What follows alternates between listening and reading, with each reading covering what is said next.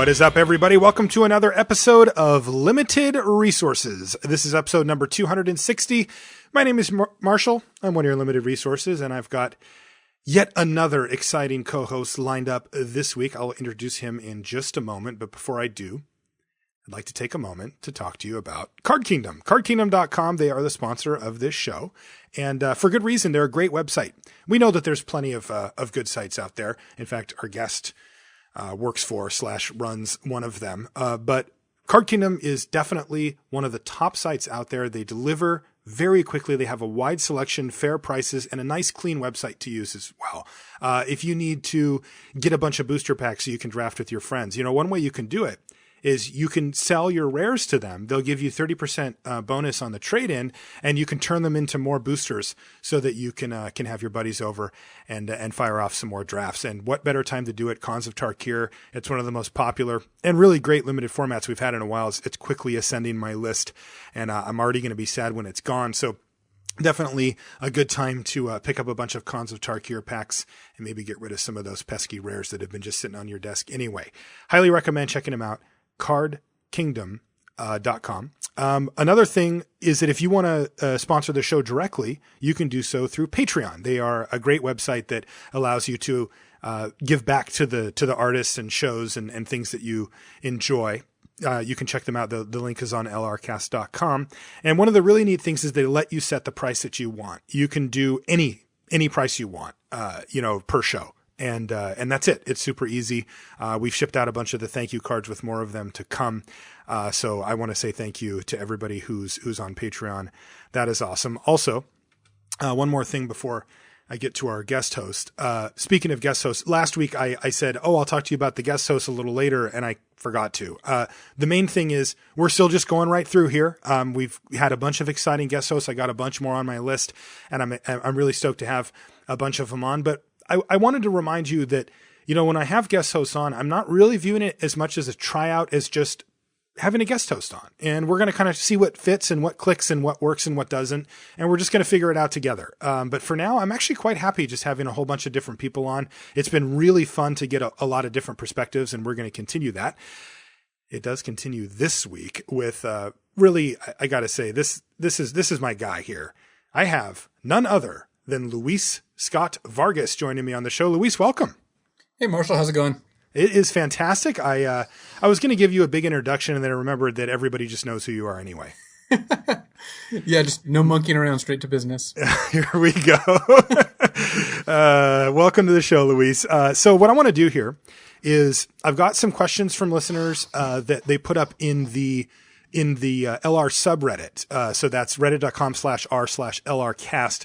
And that little community has grown nicely and has a really good conversations going on daily. And I put a post up, a comment up that said that they could ask questions, and they asked you quite a few. And so we'll get to those in just a minute. But are you going to get to all the questions that were asked? I am not going to get to all the I selected a few that I viewed worthy, and a few didn't quite make the cut. I suspect mine will be one of them. Yours sadly didn't make the cut. It did get, it looks like 5 points, but the threshold was not met for me. So before we get into any of that, though, let's crack a pack. Sounds good. I love this part. I get to smell the pack. That's kind of the good part about being the host on this end of the table. Oh God, this one smells really good. All right. I'm really curious to get. You still just have normal Khans packs, right? Oh, actually, I don't. This one was given to me by Vincent at Grand Prix Los Angeles. So thank you, Vincent, for that. We certainly appreciate it. I actually was probably there because I was there when you were getting handed a bunch of packs. Were you? I don't know what service you signed up for, but people just kept coming up and handing you packs. Yeah, it's great. I never even asked, and they started doing it, and then I think they realized that I read their name on the air, and they're like, "Well, that's cool." And plus, they're just nice and want to help out, so it's pretty cool. Though I screwed up last week's show, though, Luis. The guy wanted me to open it for a specific guest host, and I forgot. So I had to do it a little bit. Betraying his trust. It's getting a little complicated with the packs. But our first card, and I'm really curious to see how you've approached the format here, Luis. Where we're at with it now. Our first card is Leaping Master. This card is a lot better than it looks. It doesn't, when I first started the format, it did not look particularly insane, but it's pretty good. I mean, it wouldn't leap out as me as like the card I'd want to first pick. In fact, I'd be unhappy to first pick it, but it's again better than it might look is compared to how it would be in other formats. I don't miss any of those. Like just because I don't acknowledge them, I don't miss those. And when we're in the booth, I get them. I hear it. I don't really know what you're talking about. But yeah, I know you don't. Let's move on. Next is Mardu Hateblade. Again, this is a fine card. This is, kind of what the Mardu decks tend to want, but not something I'd be excited to first pick. Yeah, I found the Hateblade, as far as one drops go, quite nice in the sense that oftentimes it does what you want to do early by enabling raid and still has utility in the late game where a lot of one drops don't, where it can attack if needed, but also it can sit there and block and trade up in a pretty big way too. And I appreciate that out of a one drop. It takes a lot for me to really like a one drop. And this one, yeah, it definitely meets the threshold. Although, yeah, I mean, I first picked one. I don't hate the card, but unlike Leaping Master, this is a gold card because it's unplayable unless you have black mana as well. Whereas Leaping Master, if you end up, not playing any white, then you can still play the card just fine. Right. Treasure Cruise is next. Do we need to keep going or? I mean, jokes aside, because obviously I do like Treasure Cruise in most formats or all formats. Or every format possible. Right. It's a card I want like one of in my deck, maybe two of, depending on like some decks. But it's legitimately, it's not a card I want to first pick. Like, I'm happy enough to get forced into that, but it's not a card. Like, I would say on average, if you're first picking Treasure Cruise, then you're taking it too highly. Now, are you at the point where like you're playing a bunch of enablers for Treasure Cruise, like you want to be scouting borders and trying to really power these out, or do you just let the game sort of take its course and get your Treasure Cruise naturally? I don't think you need to play enablers. Like, you don't need to play cards that specifically, mill yourself. Like, tag am scheming is for sure not what you want to be doing, for example. Mm-hmm. But you do generally want to play it in a deck that doesn't mind going to the late game. Because if you're trying to play like a tempo deck, then and you don't have a ton of like cheap cantrips or anything like that, it's not really the card you're looking for. Like at Grand Prix Nashville on day 2, I had a pretty aggressive teamer deck, and I didn't have Treasure Cruise in my main deck. I sided in against removal heavy decks, but in the main deck, I wanted all my spells to be like pump spells or bounce spells, and I had a curve of creatures. And Treasure Cruise doesn't always fit there. Right. Next is Mardu Warshrieker. This is a fine card. I mean, this, you don't even have to be any of the other colors that it makes. Like, red plus any combination in an aggressive deck. It's a pretty good card. It's the card that leads to, games that are just huge blowouts. When you're on the play and go 2-drop, 3-drop, Warshrieker 3-drop, the game is just over. It's just done. But it's also, kind of a hill giant a lot of the time. At the Pro Tour, my opponent had a Leaping Master out and went, Mardu Warshrieker will give Leaping Master flying attack. And I'm just like looking at him like, wait, what are you doing? That doesn't work. So, that's very ambitious. I like that. It looks like it lines up perfectly, but yeah, that's not how the card works. That's dumb. You could do that. It's just it would have already attacked. Kintree Warden. This is essentially an off-color morph because it's weak enough that you really don't want to play it unless you just need another creature. And so I've played it, I think, a decent amount of the time in decks that can't flip it, just because if you're putting it in your deck, you're in dire straits. Yeah, you know what I found is, I don't like this card. I think it's one of the worst morphs in the set, but it actually surprised me. I've played it in Secret Plans decks just because it's so easy to flip up at only 1 mana. Instead of having to wait for 4 or 5 mana like most morphs. But, it actually performed decently better than I thought it would. I kind of thought it was almost like a throwaway creature in my deck, and I just played it basically because it said morph, and I wanted to make sure that I had enough to make my Secret Plans, work. But Kintree Wardens actually surprised me. That has performed a little better than I thought when it was actually on the battlefield, especially in a deck like that is looking to kind of grind out cards over the long term. That said, it's certainly not in my, not high on any of my lists. It is not a good card, but it at least is the kind of situational card that when both players have 10 lands in play, it is going to be one of the more relevant creatures on the board because it can block a 10/10 that doesn't have trample.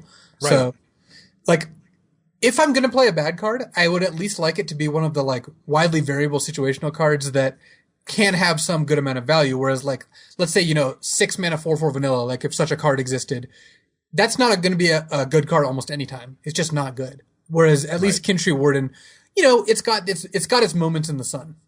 Exactly. What is next? Mardu Skullhunter.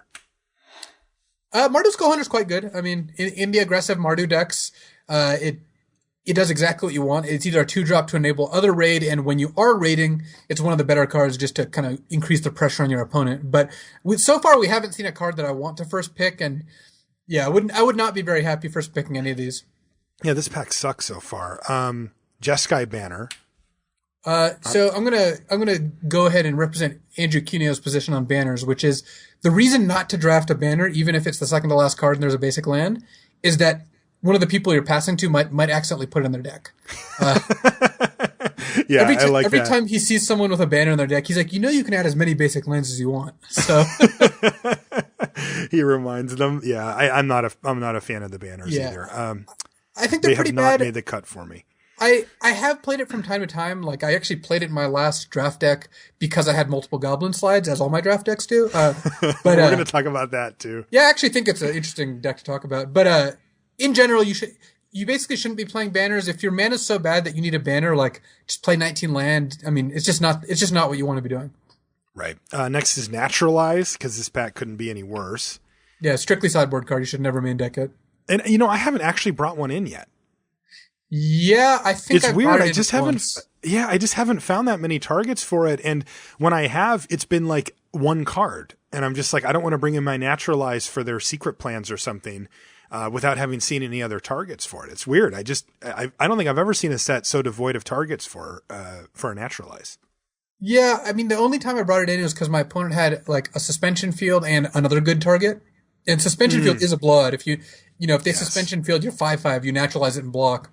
But, that's obviously a pretty nice sequence of plays. For sure. Next is Blossoming Sands. So where are you at on the lands?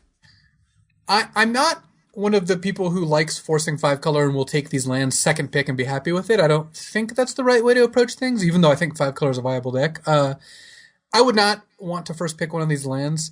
I would, if I have to second or third pick, like let's say I first pick something powerful in 3 colors, like Savage Knuckleblade is, a great card in a 3-color card. The biggest of Knucks. Yeah, big Knucks. I wouldn't mind taking one of the Teamer, life gain lands like third pick if the pack was empty and I had second picked another like Teamer card.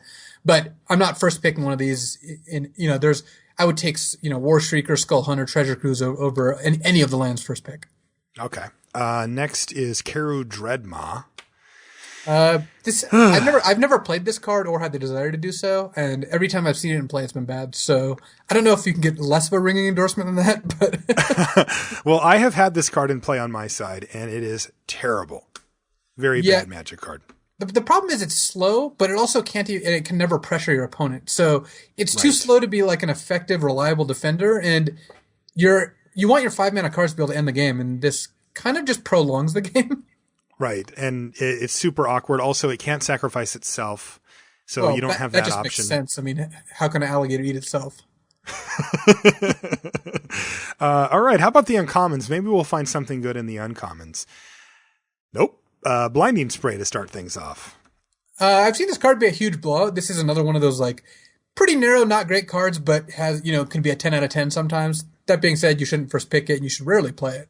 Yeah, I have brought this card out of the sideboard exactly one time. I have also resolved it exactly one time, and it was absolutely fantastic. My opponent in the first game played Rush of Battle 3 times. 3 different rushes of battle, and I'm like, all right, Blinding Spray, today's the day. And I brought it in, and sure enough, he Rush of Battled, and I Blinding Sprayed, drew my card, ate a bunch of his creatures, and was like, that's what you're here for. Yeah, if they have Rush of Battle, that's a particular one. Also, if you see a lot of the games come to these like board stalls that end up with these huge alpha strikes, then the card certainly does some work there. But yeah, not the card that you really want to have otherwise. No, I am so glad though that they at least put draw a card on it so that you don't have to be like completely embarrassed just to have it in your hand. You could cycle it if you really need to. Yeah, when it didn't draw a card, it was a mass hysteria. It was a tuna blue and it did the same thing. I remember at Worlds 2011 losing an Innistrad draft to a guy playing 4-color Delver where basically he just had like 3 Delver of Secrets and every single bad spell he could fit. Oh, man. It was just flipping his Delvers off, revealing like Ranger's Guiles that he couldn't cast because he only had, red and blue mana, and like it was embarrassing. But Mass Hysteria was one of the cards. Wow! And once you know about it, it gets a lot worse, dude. That was my one loss in limited in that tournament. Wow! I will admit that so Innistrad's my favorite draft format, and one of the things I loved about it was the diversity of different strategies that you could take. And after having drafted it, 100 times or whatever, I was going down some roads I'm not that proud of. And one of them was definitely trying to make that stupid Delver deck work when it just really wasn't a thing. You needed to run so many instants and sorceries, and you needed to run way too many to actually make the deck like remotely balanced. When you did flip a Delver off of turn 1, hey, you were pretty excited. It worked, that part worked well, but it was difficult to do. And then sometimes they just killed your Insectal Aberration anyway. The deck was terrible, but I don't think I would do that at the Pro Tour. Yeah. Next card is Monastery Swiftspear. The delta between how good this is in limited and how good it is in eternal formats is pretty big. Massive. I don't like this card in limited much at all. No, I have not really been happy with it, and my opponents have played it against me, and I've been pretty happy when that's happened. So I would generally advise not playing the card. I mean, I think that like the red-blue tempo deck does actually want this card, but I don't love that deck. Like, it has its moments, but in general, I think you should not be looking to play Monastery Swiftspears. Yeah, that's how I felt on it too. I ran it in an early draft that I did of the format, thinking, well, this card's probably not amazing, but my deck was quite aggressive and I'll give it a shot.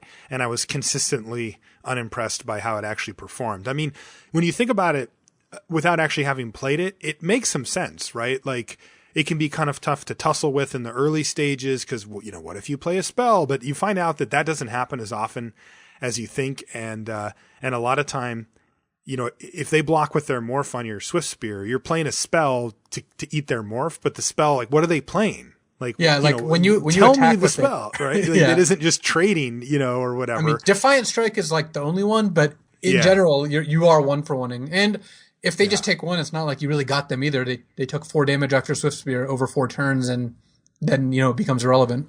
And then it doesn't matter anymore. And it definitely suffers from what I was mentioning with the Hateblade earlier, where Swiftspear decent in the early stage of the game, and it really is not great late. Speaking of the monastery, Mystic Monastery. So a much better land than Blossoming Sands, generally speaking. But you said there aren't lands that you'd want to take over some of these other cards like Mardu Warshrieker and that kind of card. This one still in that category for you? No. This is 50% better than the 2-color lands, and so it's just science that it's good enough. You're dropping science now. Okay. No, the tri-lands are completely a different animal because not only if you end up in their clan, they're just awesome. Like, they're one of the best cards you could have. If you take it, you've got a lot of different places you could go where it's still useful. Like, even if you're only using 2 of the 3 colors, it's still obviously very good. So far, this is by far the best card in the pack. I mean, taking a tri-land first pick is not something you should be sad about. I wouldn't look to do it, but, over like good uncommons or rares. But honestly, the commons and cons are really not that good. Like, there's no common that is like anywhere near any of the good uncommons. Whereas if you look at, say, M15, triplicate Spirits and Lightning Strike are, obviously the Spirits is way better, but both of them kind of hold their own. Whereas like, we're talking about like debilitating injury here. Like, that's not a card that, Savage Punch. These are not cards that I'm really excited to take first pick. Right. I mean, they're the best of the bunch, but the overall power level, not that high. Speaking of not a high power level, our rare is Deflecting Palm.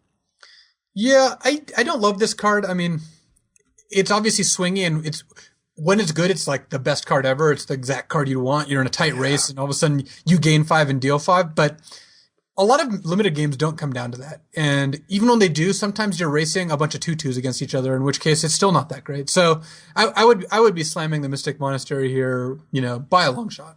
Yeah, I mean, I would too, but I'm also the person that drafted 5-color for like 9 drafts in a row or something. Now, unfortunately, that ship has sailed. My last drafts haven't. I've had like maybe 1 5-color draft in there, and it was terrible. I thought you just meant treasure cruises or something. Well, I've had that too, but but no, I feel like enough people have caught on now that you don't get to just have free reign on the 5-color deck anymore. And I mean, it is a balance thing where. Initially, it felt to me like people were taking lands too high in the format, and then it kind of ebbed. And I mean, obviously, it's going to depend on every draft pod. You know, we can only talk in generalities here. But if people are first picking Blossoming Sands, for example, if people are first picking the 2-color lands, you should not be drafting 5 colors. You should just find whichever clan is the most open and just draft that. Whereas if you're routinely getting 4th pick tri-lands in pack 1 or 9th pick dual lands, then 5 color seems a lot more reasonable. So you just have to kind of figure out where the table is on that. Right. And that's kind of where I felt it was for a while. And then it has now slipped. I'm with you though. I love, like, give me the excuse. I'm in. Not that I have to be 5-color after taking a monastery, but I won't lie. My view is definitely shifting over in that direction. If I first pick a land, I'm just like, well, can I make this work?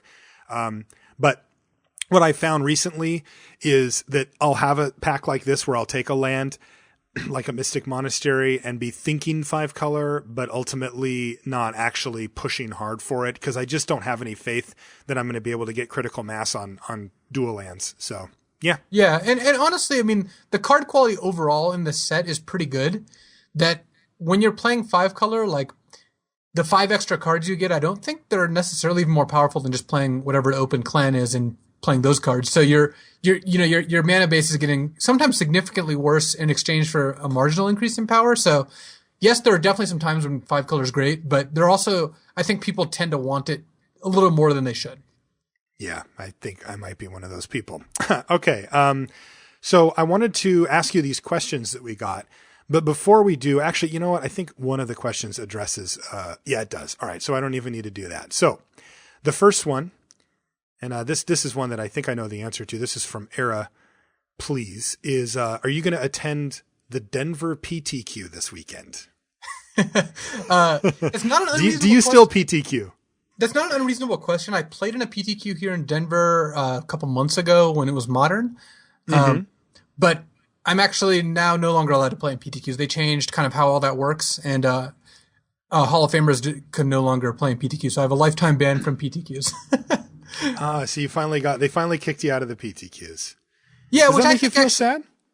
You know, it's funny because I know a lot of people like talk about how bad PTQs are, and you know, whatever, people are entitled to their own opinion. But honestly, I started playing in PTQs to play in tournaments. I had no goal of qualifying for the Pro Tour. I just liked playing in PTQs, and then obviously it changed to where I didn't want to qualify, but I still liked PTQs. And I don't know, in general, I've enjoyed playing in PTQs. So I, in some senses, do miss it, but I'm not foolish enough to complain about that because I have an incredible luxury, which is I get to qualify for all the Pro Tours, which is, you know, a huge gift. So I'm in no way complaining that I cannot play in PTQs, but if I had the option to play in PTQs, I probably would play in a couple. I mean, like I think you did earn that gift, by the way. Yeah. I'm not, I just want to make sure that I hold you to, you know, it's sure, not like somebody just came and gave it to you, but yeah. No, I don't think it just fell out of the sky and landed on me, but, right. I also, you know, a lot of good fortune went into it too. I think it'd be foolish to say otherwise. Long story short, yes, you do run good. If I was allowed to play in PTQs, there's a chance I would have played in this one, but because I'm not allowed to play, I'm not going to. I have stopped by some of the PTQs when they're very close to my house, but I don't think this one's close enough that I'm looking to do that. Because, you know, I know a lot of the guys around here, like, you know, Brandon Nelson, you know, recently moved here. Michael Jacob is actually going to be playing in that PTQ. So a lot of the new Denver residents, Conley might be playing in it. He's an old Denver resident. So I like to see my friends play sometimes. Yeah, I think that I certainly know what you're talking about with the PTQs. I got to play in one 2 weekends ago. And that was the first one that I had a chance to play in since Return to Ravnica. Now, are you bringing this up because you made top 8 or a different reason? No, a different reason. I actually did you make top 8? I did make top 8, yes. Okay. But I think that, but I think that I think that like when you get in the trenches with that particular crowd, like, at least for me, it's a really big deal because those are the people I think about in a lot of ways when I'm thinking about this show. Are people that are PTQing and trying to get on the Pro Tour and trying to up their game and really, go to the next level. Those are the ones that, I'm hoping listen to the podcast. Of course, people that are in F&M looking to go to the PTQ level, or maybe PTQ grinders who are trying to do well at a GP. All of these things, I want everybody listening, but it is interesting, from a perspective of somebody like you and I, who were doing a lot of the, coverage and media and videos and kind of stuff that's tangentially related to Magic, but not necessarily, at the, I don't know if this is the right word, but like the grassroots level, right? Like the people that are in the trenches, really grinding, just playing for the love of the game and trying to advance their Magic stature or careers or whatever. And I found that great. I love reconnecting with that group and making sure that I'm still a part of it because I consider myself a part of that group. So it is a little interesting that you don't, that you can't go to those anymore. Yeah. I mean, I'm still kind of playing in a PTQ that Saturday. I'm playing in the Magic Online Championship. So the makeup for like season 4 or something, I don't know. I got an email about it is this weekend. So, there's a modern tournament where I can get qualified for a tournament I'm not qualified for. There aren't very many tournaments I don't get to be qualified for. And the Magic Online Championship is one of them. So it would be nice to win. Though it would make it less likely that I would do coverage for the Magic Online Championship, which I did last year. Which was super fun. Yeah. That was there were some great calls made, that's for sure. Oh God. That was one of my favorite moments. I just gave you that look. This next question is from Bitterroot MTG, who asks how to go off the rails successfully in Limited, which I just can't believe that people ask you these stuff. But it says LSV is a master at making successful Limited decks that eschew some or all of the conventional wisdom. Unconventional curve, low creature count, exploiting junk rares, etc. His Goblin Slide decks are the latest incarnation, but he does it almost every draft format. What considerations go into making those kinds of deck work? How do you spot that deck and when it's open? And how do you identify promising oddball archetypes when analyzing a new format? So the basic question is, how do you play bad decks? Well, first of all, they're not bad. So actually, the very first Pro Tour where I did well was a Pro Tour London in 2005. That was a Champions Betrayers Limited. And I lost playing for top 8 in the last round and, finished top 16 or whatever. But I did it while drafting a bunch of weird decks. And part of the strength of doing this is, first of all, that you get cards that are essentially first picks in your deck much, much later. And your opponents don't necessarily know what's going on, though that's not as big of an issue because they're still going to play a normal game and that's fine. But you can end up with some really powerful synergies, especially, when you're exploiting things other people aren't exploiting.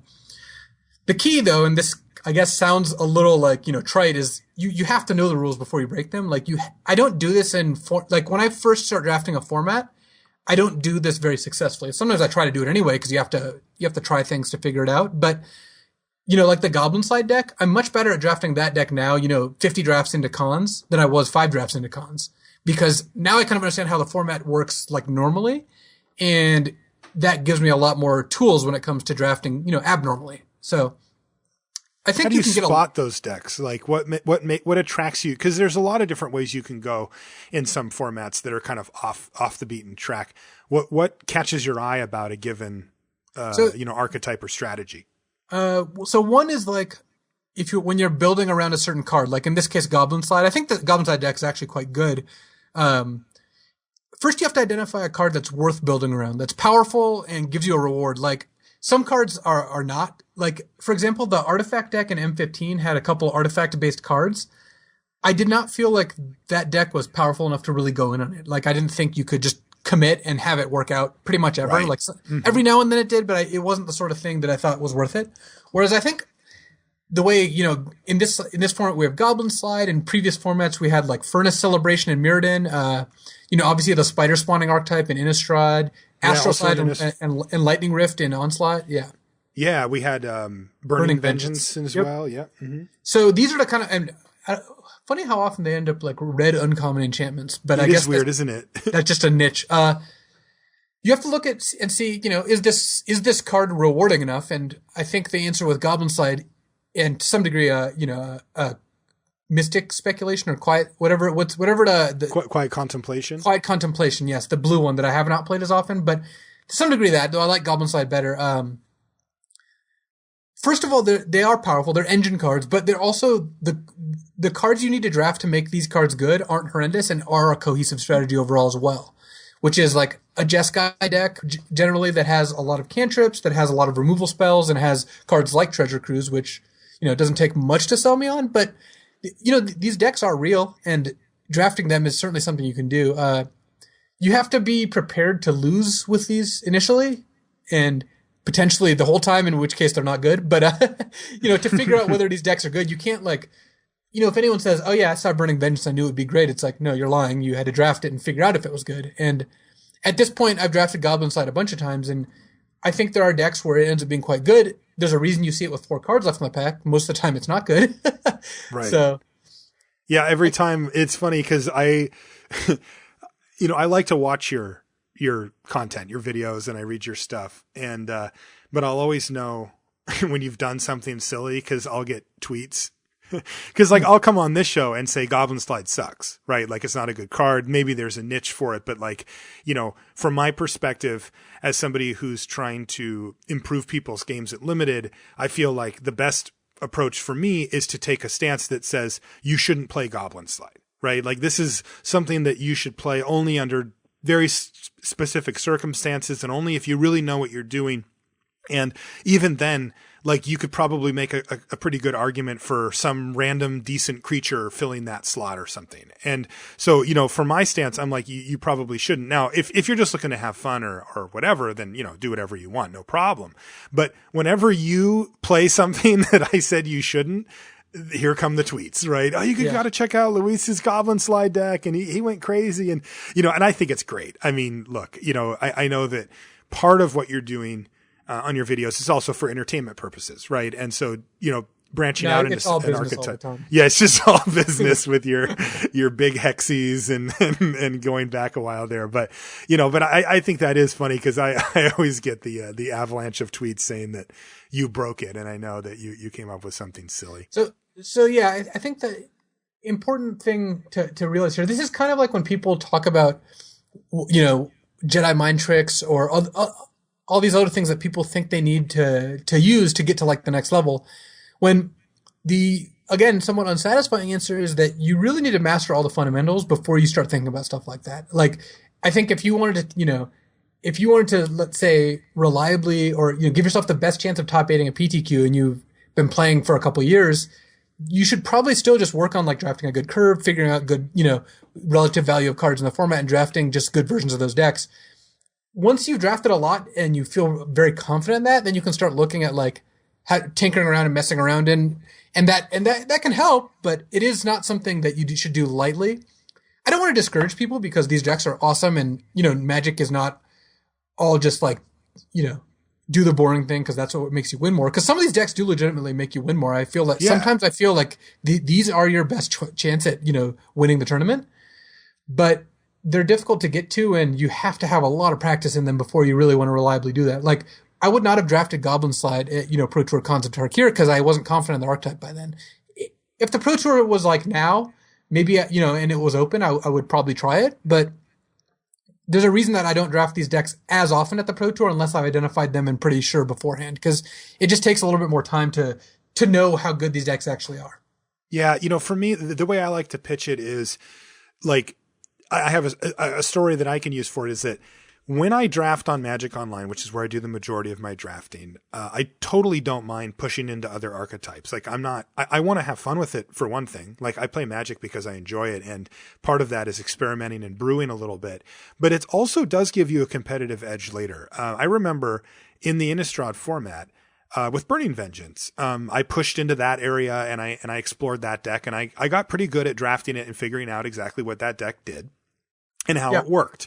And when I played at GP Austin, I opened a sealed pool that was crap. It was not a great sealed pool. I mean, it had a Garrick in it, it had some really good high points, but overall it was not where I wanted to be in any of the sort of base formats. But I did have 2 Burning Vengeance in there, and I started poking around and looking, and I'm like, I think I can make this work with these Burning Vengeance. And if I hadn't have done that, in the drafts where I was experimenting and brewing a little bit, I wouldn't even have looked at those. I just would have been like, I don't know how this card really works. I don't know how good it is. I don't know if it's worth it. I don't know what cards I need to support it or how many.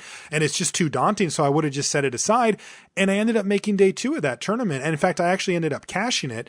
And, as a contrast, when I drafted in day 2, I drafted 2 very straightforward Innistrad decks, like a green-white, travel prep type deck. And then the other one was, I think, just like a blue-green value deck or something. Right. And I didn't have to push over because those were the decks that I felt were best for my seat. But I wouldn't even have been able to sit in that seat if I hadn't have explored, these, alternate formats, while playing limited, when I was playing in 8-4s at home or whatever. And so I think that there is legitimate upside to looking into these. It's just, I don't think it should be your default. Right. Unless you have other reasoning or motivations besides winning your match. And if that's the case, then, by all means go nuts. But I think a good way to describe these is, as you kind of have said, like, if learning how to draft is trying to figure out how to use all these tools this new limited format is, learning how to draft the Goblin side deck is how to use some weird little tool that you don't have to use very often, but it's very effective when you use it. It's like, learning how to draft a curve and the relative order of like where the removal spells fit in, where the creatures fit in. That's learning how to use a hammer, and a screwdriver and an axe, things that you're going to use all the time. Whereas, every now and then you need a potato peeler, and because sometimes you got to peel some potatoes. So I'm getting hungry. Yeah, because sometimes you end up with the sealed pool that has 2 Burning Vengeances, and if you hadn't played, 7 drafts with Burning Vengeance, you wouldn't know that you need at least 11 spells that cost, this or less to flashback. You wouldn't know that Dream Twist is actually a desirable card. Like, right. These are things that you can't really learn on the fly, or at least most people can't. I'm not going to speak for Finkel. So yeah, I think that basically, if you have enough time to devote to a limited format, which hopefully you do, because there's some really good ones and worth doing, then you can learn all these things. Once you've kind of learned how the format ticks, you can start figuring out, what kind of weird odds and ends there are in the format, and that expands your knowledge of the format, and that lets you have access to additional decks that some people don't have access to. Because some people just, they look at these cards, they could never conceive of putting a Goblin side in their deck, but there is, I think if your only goal was to win whatever tournament you're playing in, some percent of the time you should have Goblin side in your deck. Not a high percentage, but not 0. There you go. As a pro player, how often do you get excited about the themes of a set? He says, us average blokes might love Theros because of the Greek theme. Are there any neat concepts for planes that you would like to see explored? I wish the cards didn't have pictures or names and just had numbers. And then you're one of those. I know you're not that. No, I actually like the flavor of life. Bennis actually did say that, but I've heard him say that multiple times. He's so funny. No, one of the reasons I actually loved Innistrad is I really like the horror theme. I like vampires and zombies and werewolves, and I thought that was a really cool way to base it. And there's a lot of good flavorful cards. That's where Flavor Draft was born, where Blazing Torch will destroy a one-eyed scarecrow, even if it technically has enough toughness. And right. Urgent Exorcism can, definitely reflip a Cloistered Youth once it's flipped into absolutely. But I like the themes. I think the cons theme is pretty good. Theros, I didn't actually love because, the Greek gods thing is cool, but it wasn't really, at least for me, bringing a whole lot of new stuff to the table. So it was just me looking at, I guess Nylea is kind of like, Artemis or Diana or whoever the goddess of the hunt is. And that didn't really do it for me. Whereas cons, I think each clan has its own distinct flavor, and I like them. I think they're cool. Yeah, I think that people need to remember sometimes that there's room for both, right? You can like the artwork and also be a full-time spike. I think that people tend to think that there's this, sort of spectrum, and you're, if you like art or the story behind it, then you're not as spiky as you could be. And I just don't think that's true at all. I like a lot of the artwork and some of the themes and stuff too, even though I consider myself a spike. So. Oh yeah, artwork's really important to me. If you've ever seen me play, the actual decks I play, I like having pretty cards. I've used the same set of beta bolts and, every tournament I play bolts in, and, I've got a lot of old cards, which I like using at every opportunity. So that sort of thing matters to me too. Yeah, I'm the same way. I bring my own lands with me even for drafting and stuff. Uh, Also, I just because I don't like to get up and go get other lands. But I actually don't like doing that. I think that's loose. But why? What's wrong with that? you should play the lands of the format you're in. No, I don't like that at all. The lands are so boring from new formats. Plus, you have to go stand in line and I don't like sort mixing through. like beta or arena with like limited. It just doesn't, for whatever reason, it does not work for me. So Oh, weird. See, I'm because not I gonna, go I'm ahead. not going to call everyone who does that like, boorish savages, but dot, dot, dot. Next question. How do you rank Cons Limited so far? Is it anywhere near Rise of the Eldrazi or Innistrad in terms of quality?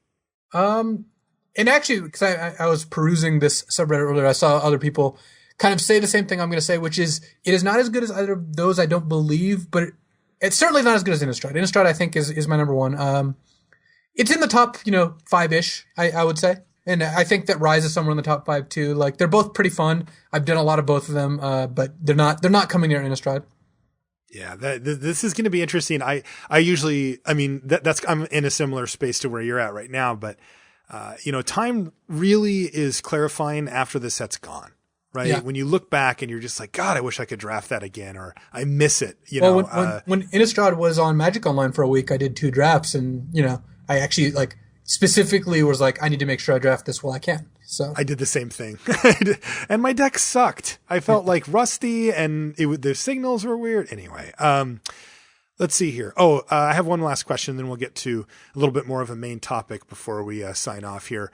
I'd like to hear, this is from Gerain TM. He says, I'd like to hear about how the super groups get together and play test. Do they just play tons of drafts and talk? How do they gather their wisdom together? He's asking this. He wants you to translate this to the average bum on the street like him, or how this could translate to him. So when we first start a format, we just kind of just draft because we don't really know. I mean, you might have some preconceptions going in after like looking at all the cards and maybe reading an excellent set review, perhaps one full of puns.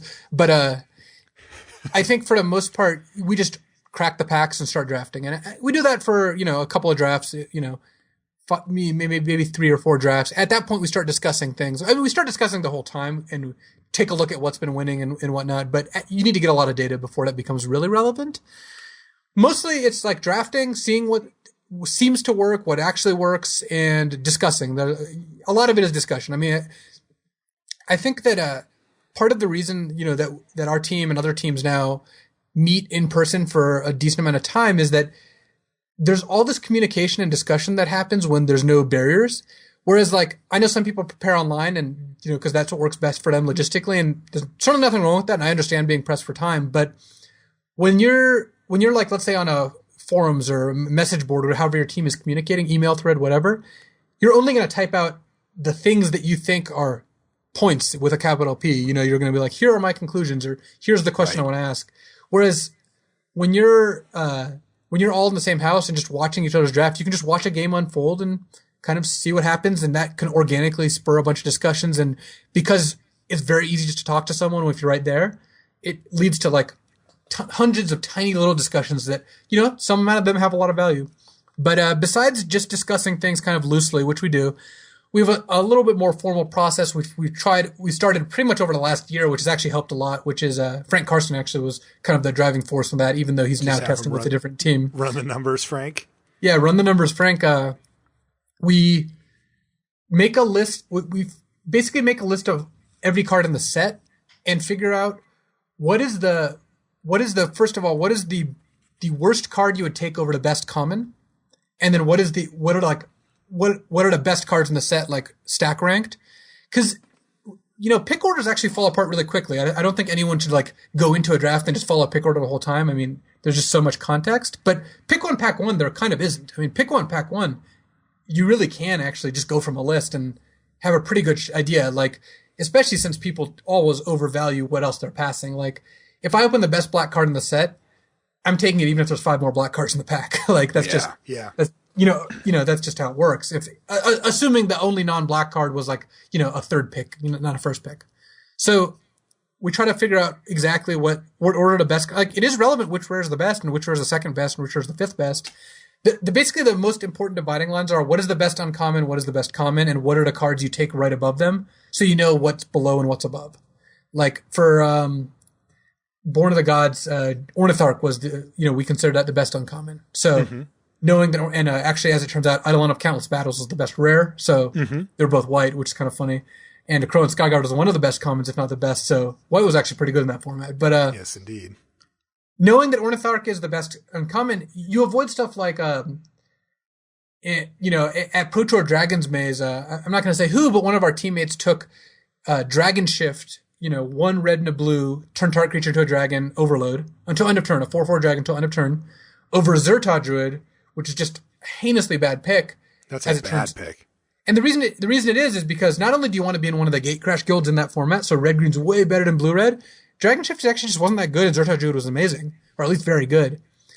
But we realized that the reason that happened is because that person had never played with Dragon Shift. Literally in that pack was like, this seems pretty good. And like, realistically, you're not going to play with all the rares before a Pro Tour. So by doing this ranking discussion, someone is going to have played with every rare because there's enough people. Right. So everyone can chime in and we can discuss and we can figure out which one's the actual best. And that's a big part of our preparation as well. And then we rank all the commons within each color and each kind of go through the whole set that way. It's pretty rigorous, takes a long time, and has led to more than one, heated discussion. But at the end of it, I think we come out with a much better understanding. Even if we don't come out with a consensus, I don't think that has ever happened either.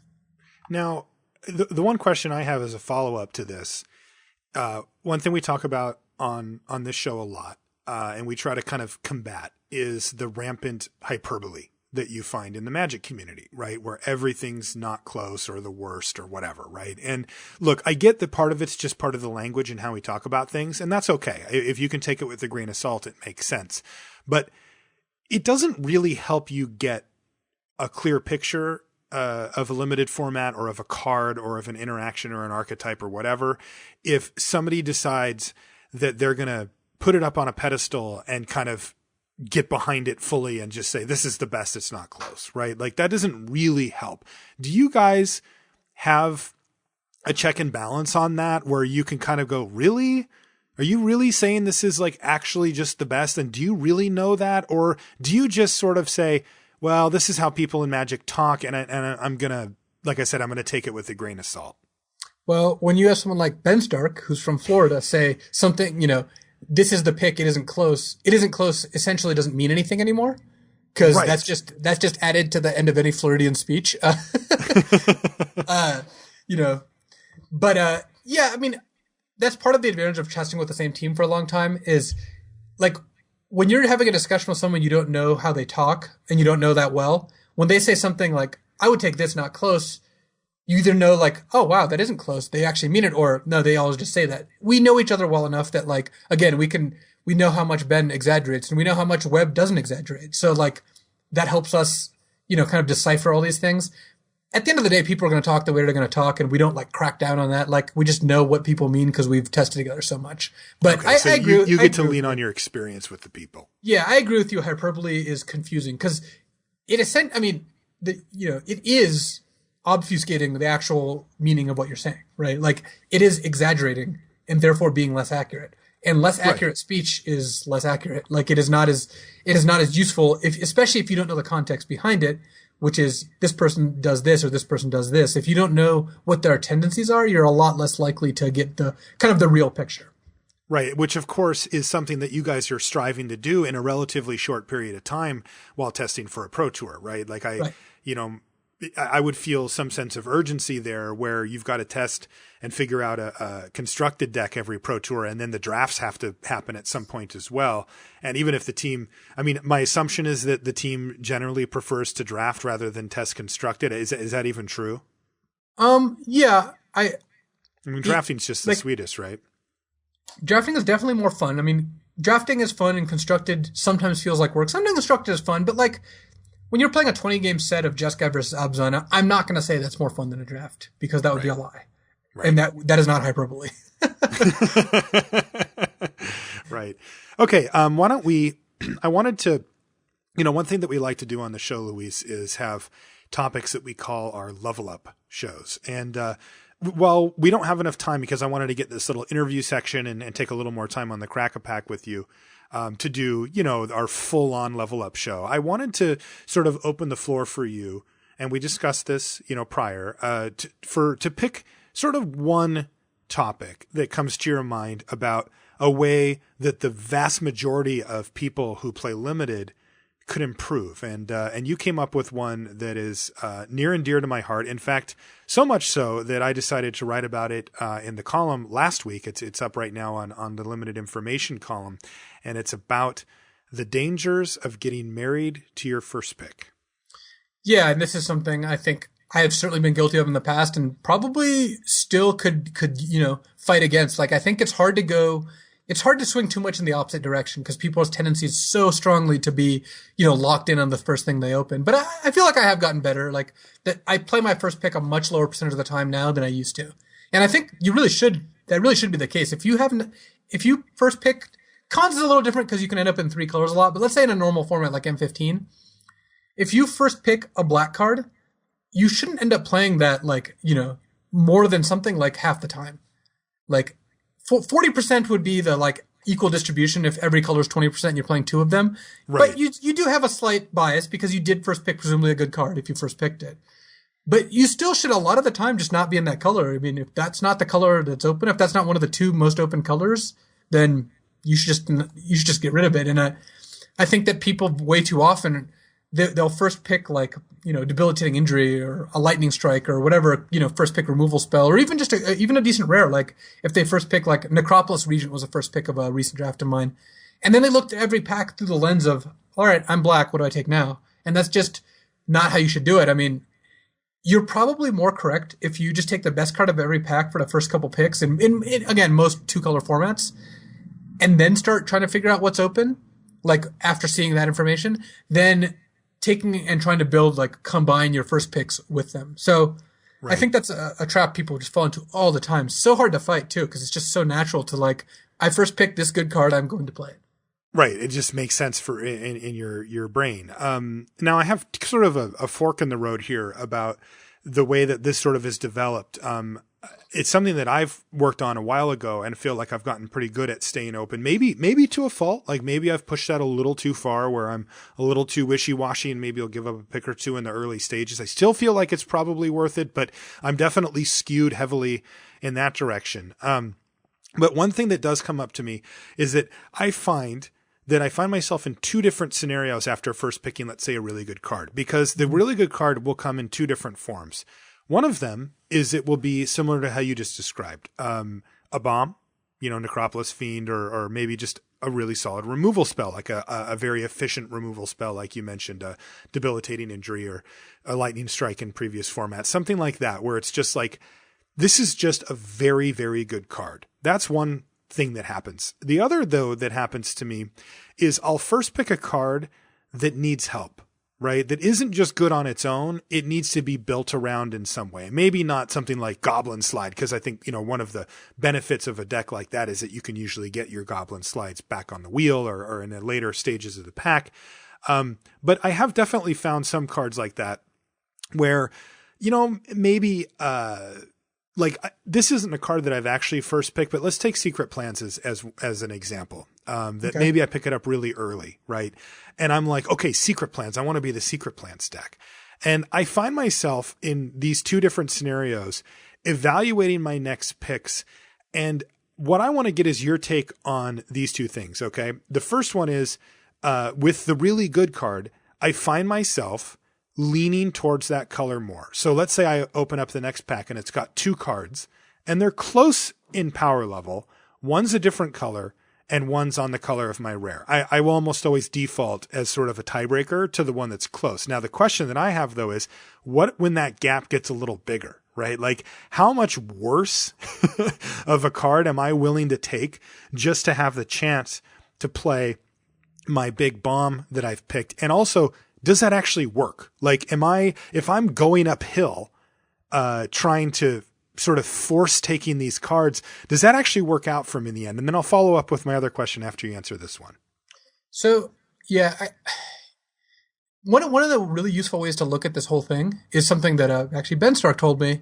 It is a common tendency is to like, so let's say you first picked, like, a good example, I guess, would be because from I think one of his best drafts actually was during Pro Tour Gatecrash, which he actually ended up top 8ing, where he switched to Simic in like pick 6 of pack 1 or something like that, after having 0 Simic cards, and ended up with a very good Simic deck in a 2-1 or 3-0 or whatever. The idea isn't that, like, let's say you first picked a great white card, right? So you've opened Master of Pearls, fantastic card. Sure. You end up taking a couple mediocre, like you have, so like pick 6, you have 3 mediocre white cards, and then 2 good black cards, and then you've got a pack that has a really good green card or a pretty mediocre white card. Yeah, like a Pine Walker or something like that. Right. Mm-hmm. Well, let's say this is a 2-color format, because again, Collins throws a lot of this out the window, so I don't want to I want to generalize this because that would be more useful, especially after this format rotates and all that. Right. The idea isn't to think, if I take this white card, I'll have these 4 cards, so I'm balancing these 4 cards versus taking Pine Walker and throwing away these 4 cards, because sometimes you are throwing away a bunch of cards when you took it. Like Simic was actually in Gatecrash, because it was so guild heavy, that set 2-color guilds. It actually was, when Ben took a Simic card, he was throwing away his first 4 picks, and he knew this. So the idea is not to look at it as like, I have these 4 cards, and if I take this one card, I have to throw cards away. When you take the card of the color that's open, the 5th pick Pine Walker, the 6th pick Simic card, you're actually selecting this card plus all the other open cards. You're not selecting this versus the cards I already have. You're taking this because of the future payoff. You're not taking it because of that specific card only. It's not that you're comparing Pine Walker versus 4 white cards. You're comparing Pine Walker and a bunch of implied future good green cards versus these white cards. And when you look down that line, all those implied good green cards are better than all the implied bad white cards, because white's not open. You've kind of already, figured this out. Yeah. So that's a great way to look at that. And when you look at it, it's not actually that close, right? Because you look at it and you're like, oh, not only am I getting a better pick in this individual pack, I'm going to have on average, like, first picks instead of 5th picks and 3rd picks instead of 7th picks. And this is going to stack over and over again. So you might end up with like 7 better cards if you take this card. Yeah, and one other thing before I follow up with the other half of that question, and this is actually a thing I zeroed in on the column, so if you want more in-depth, you can check that out. But my main point was... No, I'm good. Not you. Is that I feel like people also forget that... So let's say I have to abandon my first pick bomb. Right. The colors are just clearly not open, and I'm going to move into these other 2 colors, and my first pick bomb, unfortunately, is going to be relegated to the deck box. The thing I think that people forget is that they get to replace that card with something else. And I feel like people often just assume that their deck is X, and if they don't get to play their bomb, it's X minus the bomb. Right. Their deck is just that much worse. And it's not actually the case. What I did is I used a sports statistic called WAR. It's wins above replacement. It's mainly a baseball one, but they extend it out to other sports too. And it's basically the basics of the stat are you take a player on a baseball team, and if you were to remove that player and replace that player with somebody who would be easy to get, like somebody you could just sign today, right? Like not some other superstar, but just, and you could literally sign this level of player at any time during the course of the season. How many more wins would your team have versus, with the superstar guy that you lost versus that player? And I think that people tend to overestimate that, especially in Magic. When you play baseball, that player gets to play 1 out of every 9 at bats, and they're on the field, for defense every inning. But in Magic, you don't even get to draw your bomb every game, right? Like there's percentage of the time where you just don't get it at all. So that just is a wash. Like that didn't matter anyway. But, the example I used was like, take a bomb, like Necropolis Fiend is a fine example. Really solid card, big bomb. You can get it down fairly early if you have a little support. It's like an 8 out of 10. It's like an 8 out of 10, right? It's a card that if you're in black, you're quite excited to play. And it's a card that if you opened, you'd be like, sweet, I first pick it and I can't wait to play my Necropolis Fiend. Well, let's say you move over into blue and some other group of colors, again, ignoring cons for now, and you end up playing a Glacial Stalker in the spot of that bomb. I think that people forget that you get to play a card in its place. And I think that the second part of this is that like Glacial Stalker versus Necropolis Fiend, I think is a lot closer than people think, right? If you put them as far as like, if you were to consider your deck minus Necropolis Fiend with no replacement, it would be a pretty big loss. Like you would be like, wow, I lost a ton of power.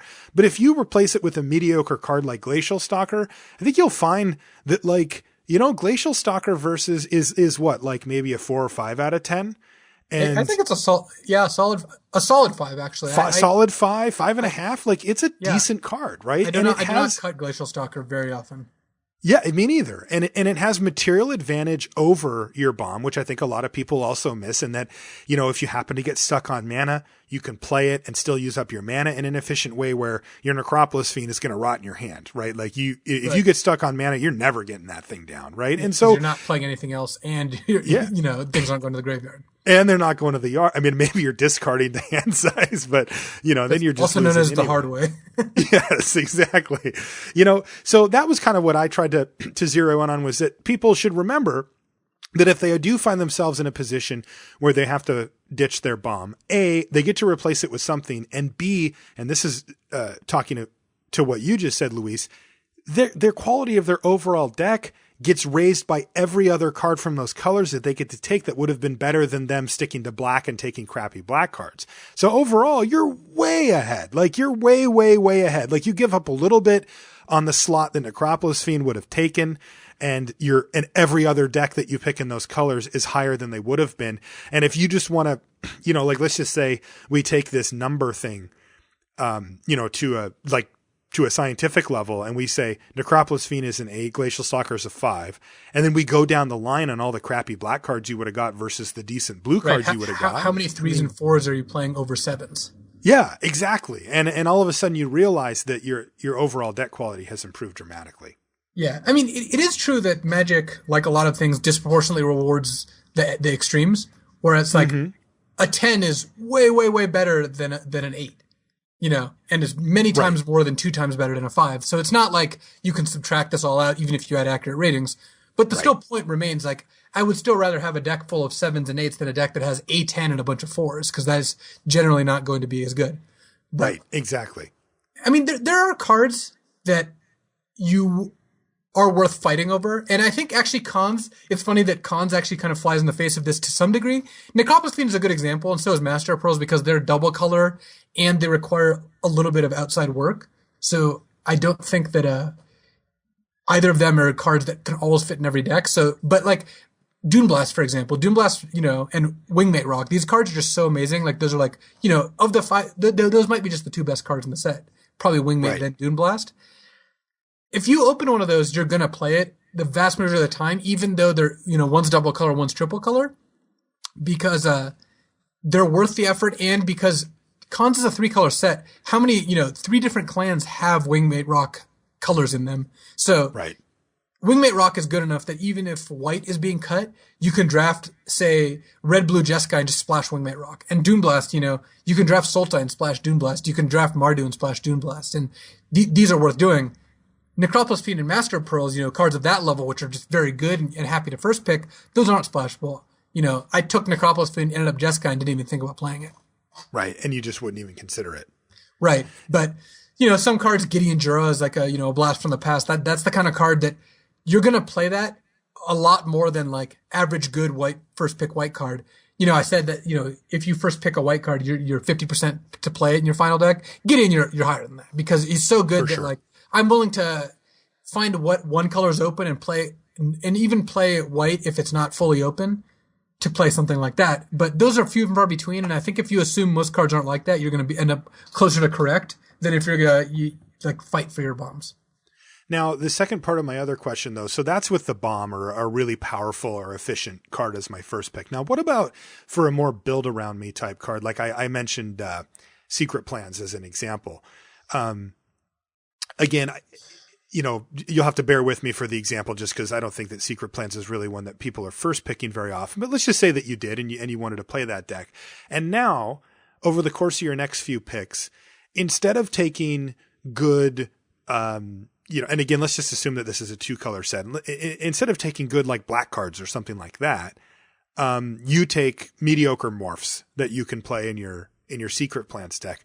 Are you making a mistake by doing that? Like, is it bad to do that? Because for the times that you don't draw your secret plans, you've got these mediocre morphs and you might be giving up a better deck? Or is it okay to say, well, I'm going to let this, if I'm going to build around a card, I'm going to let it sort of warp the rest of my draft? Secret Plans is an interesting example because I think the card is pretty reasonable. Like, there are definitely decks where it's quite good, but it's not so strong that I'm playing bad morphs like Kintree, Wardens to enable it. But Cons also has so many good morphs that you probably shouldn't have to do that anyway. Like, if blue-green really is open, and especially if you're likely a third color along with it, you should be fine on morphs without having to like play a bunch of dregs. Once I had a couple secret plans, Kintree Warden actually is kind of appealing because it's so cheap to flip.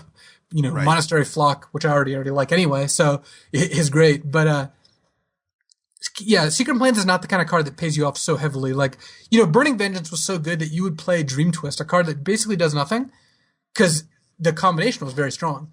But Secret Plans is not Burning Vengeance. Burning Vengeance is the kind of card that is really worth going after, or like Lightning Rift is the kind of card, or Astral Slide. These are the kind of cards you play off-color cyclers, cards that you'll never cast and just 2 discard its draw card, because the synergy is so powerful. Whereas Secret Plans, like, you're getting a card back, but it costs so much mana that you can't really afford to play like, a bunch of Canyon Lurkers in your Secret Plans deck because you get to draw a card and you flip it. That's just not good value. Okay, but you're saying that, like, so let's move it over to Burning Vengeance then. You think it is okay then to take mediocre to even crappy flashback cards in that case, like you said, Dream Twist and that kind of thing, to try to enable it. 2 creatures can't block this turn, whatever the Raven card was. Like that. Those are the kind of cards that Burning Vengeance is powerful enough, and often you get other cards that work with that, the whole engine too. That, the Spider Spawning Burning Vengeance decks often overlapped. That, yes, it is worth it. Whereas, Secret Plans and Trail of Mystery are just, not that card. Goblin Slide, I think, is a cool card, and part of the reason I like it, like I was mentioning earlier, is that the deck full of combat tricks, or, like cards like Weave Fate and Kill Shot and Treasure Cruise, like, these cards all actually form kind of good synergy by themselves. Like, having Cancel, Weave Fate, Kill Shot, and Smite the monsters in your deck is kind of a mini combo where you keep a bunch of mana up, and you could have Feat of Resistance, you could have all these different cards your opponent doesn't know, and that gives you an advantage. Goblin Slide just works in that deck without you having to do anything special. You don't have to play like weird goblin enablers to make Goblin Slide work. So those are the kind of build-arounds that often end up being pretty good value, where you don't have to go out of your way to to really enable them, but they end up being powerful in the right deck. Now, from a big picture perspective, going back to what we originally started talking about, which was, you feel generally that a mistake that you see often is that people will stick too long to their first pick, right? Yeah, I think that is a natural tendency that people end up, they end up feeling like it's a little more open. And one of the reasons that I guess we didn't mention earlier that you shouldn't do this is no one had control over this pack. You opened it and took the first card. So you have zero information about what the person to your right is doing. Whereas if you first pick a white card and the next 3 packs don't have good white cards, the person to your right or someone to their right is taking white cards, unless the packs are completely blank, which is very rare. So once you start getting more information, that changes the value of your first pick by a lot. Yeah, and I think that it's a funny thing. It's a combination of inexperience, but also that best case scenario mentality. We talk about that on the show pretty often, and it will get you right where you open up a bomb. You end up in the bomb's colors, you play the bomb, and you're like, wow, like, this was fantastic. I won the game because of this card. And you get that, you kind of get hooked on it, where you're just like, the next time you open that card, you're like, no way I'm not playing it, right? Like, because it won me the game, multiple times when I played it before. And you've clearly done a good job of recognizing that this card's good. Probably. It could also have just been circumstance, but for the most part, it's like, okay, this card's great and I really want to play it. That's good. Like, recognizing that and picking it and being willing to put in a little time ahead of time to know what cards are good and what aren't is great. But then it starts to become sticky when you end up passing ultimately what could have been a much better deck. Right. That's the most painful draft, right? Is when you take a white card over a good blue card, and the next pick there's like a okay white card and a good blue card, and you do that like 3 more times, and all of a sudden you pass a great blue card 7th pick, but you feel committed because you already like white red, for example, and then you just pass the nut blue deck, and you're just like the whole time you're just like I could have had that deck. God, I hate that. And that's the worst. It's, you feel like Magic gods are just stringing you along, right? Like if this white card was just one notch worse, you would have taken the blue card and said, screw it. But it's like, I'll take this 2/2 flyer for 4 or whatever. Like, it's okay. It'll make the cut, and you kind of get sucked in. And then by the end of it, you just hate yourself. Yep. All right. Well, why don't we wrap it up here, Luis? First, I wanted to say thanks for taking the time to come on the show. It's always a pleasure to have you on. Also, I want to know, where can people find you, and what are you up to? Like, where can they, like, are you going to be doing any coverage anytime soon? You got any cool stuff coming out on CFB? What are you up to? Doing a lot of Magic stuff, recently. I'm going to be doing coverage at Grand Prix San Antonio next weekend, right after the post-Thanksgiving GP. So, even if you're not going, enjoy your leftovers and watch coverage all day. I mean, that's what I would do if I weren't going. So, I'll be doing that along with Ben Stark and Eric Froelich, actually. So I'm really excited about this lineup. I think we have a really good lineup of coverage for this tournament. I got to say, I'm a little jealous. I'll be underway to France by then, which is why I couldn't do that one. But man, what a great lineup. Yeah, Worlds is going to be awesome. I'm looking forward to watching that as well. I'm also doing coverage for Grand Prix Denver coming up the beginning of next year, right after New Year's. So we've got, I'm not sure who with yet, though. We're going to figure that out. So I'm looking forward to that. I still am putting up content on Channel Fireball all the time. I just put up a pretty cool modern video, played Blue, Red, White Twin. That was a lot of fun, especially since it looks like Blue, Red, White Control, and then you go Deceiver Exarch, Splinter Twin, and they often are not aware that this is going to happen. Like, I had an opponent who had an Oblivion Stone out playing Tron and just tapped out for a Wormcoil Engine, so I just killed them. Oh, that's brutal. It looked like I was just playing, the Restoration Angel, Snapcaster, nonsense deck. But, and are you cruising in that, or digging, or lots of digs? So combo decks went dig a little. I've been kind of on dig combo decks in Modern recently. It's been pretty fun to play. And Vintage. Yeah, that's true.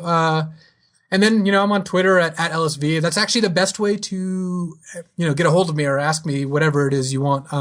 Just because it's so easy to respond, and I check Twitter all the time. So if you ever feel the need to ask my opinion about something or whatever, at LSV is a pretty easy way to do so. So there are other things too, but I guess that we'll try to keep this sign off to an acceptable length. All right. Well, thanks again for coming on the show, Luis. We would love to have you back on soon, and anytime you have time, you will have a spot here on LR. Awesome. If you guys want to send any feedback or anything like that about the show, the easiest way for me is actually just Twitter. Like Luis said, it's Marshall_LR. I'm on that constantly, and it's a nice quick interaction. If you have something longer, you can of course email the show. It's lr@lrcast.com. And for all things related to the show, lrcast.com is the website. You can find basically everything there. I don't know who I'm having on next week yet, but like I said, we're just going to keep on kind of plowing through here and trying out a whole bunch of new people and having some fun with it. So without further ado, we will talk to you next week.